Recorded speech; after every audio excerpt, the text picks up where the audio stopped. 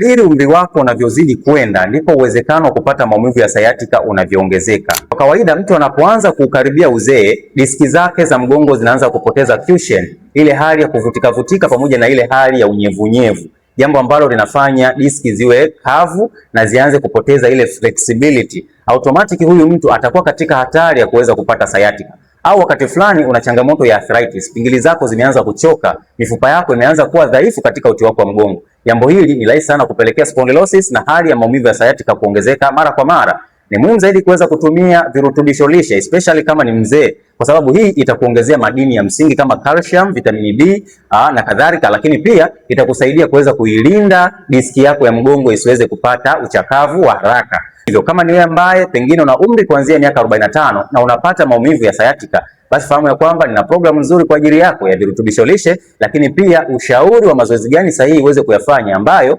hayatakuongezea maumivu na yatakusaidia katika kurudisha hali yako katika hali ya kawaida na kuweza kupata matokeo ya kudumu. Unaweza ukanipigia simu moja kwa moja ili niweze kukusaidia.